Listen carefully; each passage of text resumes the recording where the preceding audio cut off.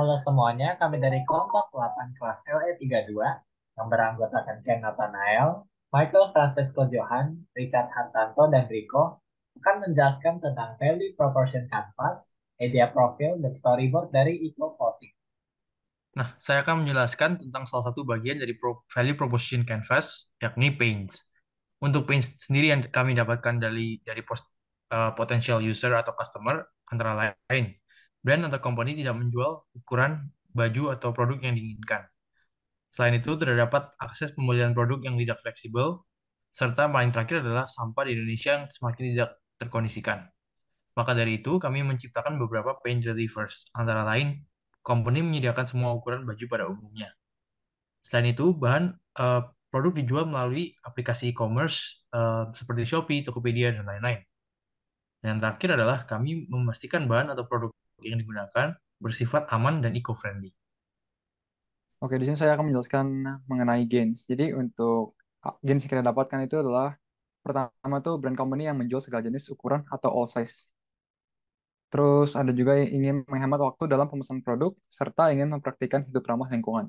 Jadi gain creator yang kita dapatkan tuh yang merupakan pastinya pemesanan produk yang fleksibel sehingga membentuk penghematan pada waktu saat pembelian.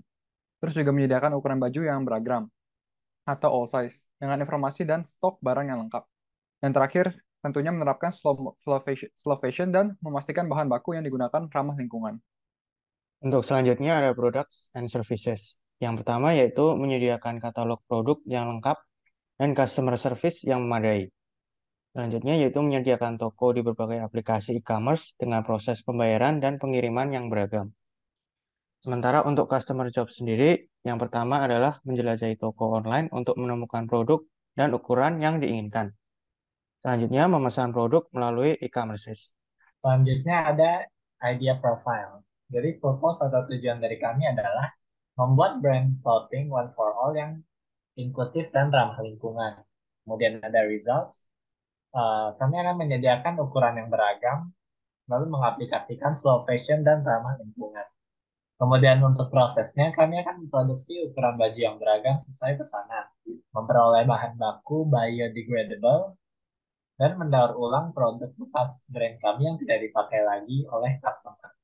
Nah, kemudian berikut adalah storyboard yang sudah kami buat. Jadi pertama, customer akan menemukan social media e-flow. Lalu customer akan menanyakan jasa dan produk yang disediakan.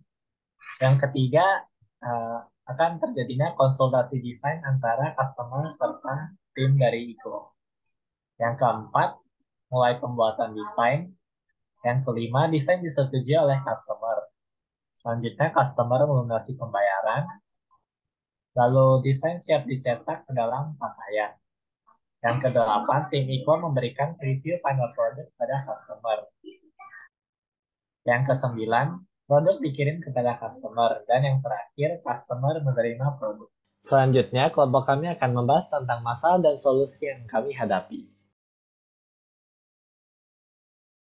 Oke, di sini untuk masalah yang pertama, yaitu mengalahkan pesaing yang sangat luas. Jadi, e-commerce itu diketahui dalam merupakan salah satu industri yang sangat kompetitif. Variasi dalam parameter yang berbeda, biaya, layanan, operasi rantai pasokan, dan lainnya, itu dapat membuat perbedaan yang sangat besar bagi pelanggan. Mendapatkan dan mempertahankan basis pelanggan aja, itu adalah salah satu tantangan niaga yang paling sulit dipecahkan.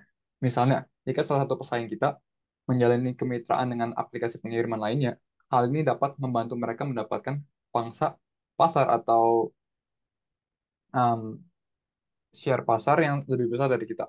Dan itu bahkan jika harga atau produk kita lebih baik. Maka dari itu solusi kita itu yaitu melakukan penelitian menyeluruh terhadap pesaing dan pasar untuk mengembangkan strategi pemasaran digital yang lebih baik. Investasikan dalam penawaran promosi untuk membantu menciptakan kehadiran merek yang lebih baik. Perlu diingat bahwa bisnis online dengan program loyalitas pelanggan rata-rata 88% itu lebih menguntungkan daripada tidak menawarkan program tersebut. Selanjutnya adalah pelanggan masih suka mengunjungi toko fisik.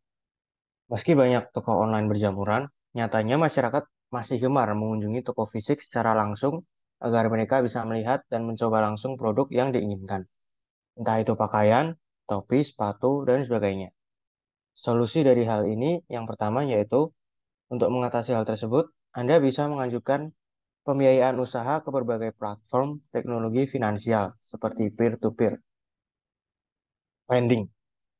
Atau jika ingin lebih mudah, Anda bisa mengajukan permodalan usaha melalui Moka Capital, di mana berbagai platform P2P lending seperti Coinworks, Teralite, dan Modalku siap untuk memberikan pinjaman modal usaha hingga 2 miliar rupiah dalam 3 sampai 5 hari kerja.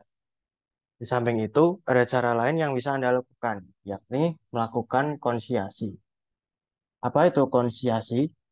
Ini merupakan salah satu langkah di mana Anda bisa menitipkan produk Anda untuk kepada penjual lain. Tujuannya adalah untuk memperluas pemasaran produk, mencapai keuntungan sebesar-besarnya, sehingga mengurangi kerepotan dalam mengurus transaksi penjualan produk dan jasa Anda. Oke, untuk permasalahan selanjutnya adalah kendala pengembalian produk dan pengembalian uang. Jadi salah satu masalah yang dihadapi pelanggan dalam berbelanja online adalah pengembalian barang. Sebuah survei yang dilakukan oleh Comscore dan UPS menunjukkan 63% konsumen di Amerika memeriksa kebijakan pengembalian sebelum melakukan pembelian, dan 48% lainnya akan berbelanja lebih banyak dengan pengecer yang menawarkan pengembalian tanpa kerumitan. Namun, ketika sebuah produk dikembalikan, bisnis tersebut mengalami kerugian besar dalam pengapalan dan reputasi.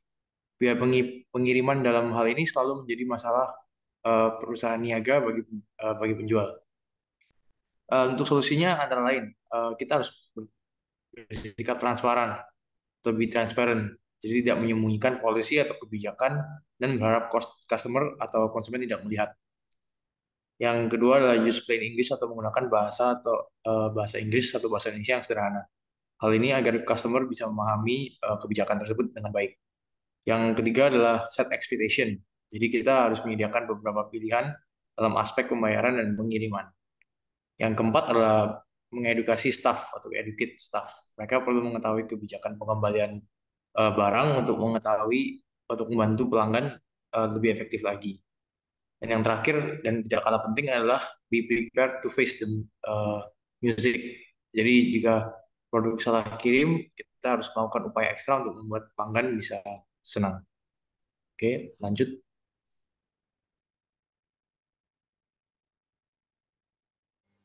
Nah, dan yang terakhir adalah fitur dan fungsi.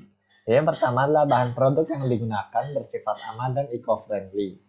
Kemudian, company menyediakan semua ukuran pada umumnya seperti XS, S, M, dan ya ukuran yang lainnya. Lalu produk dijual melalui seluruh aplikasi e-commerce seperti Shopee, Tokopedia.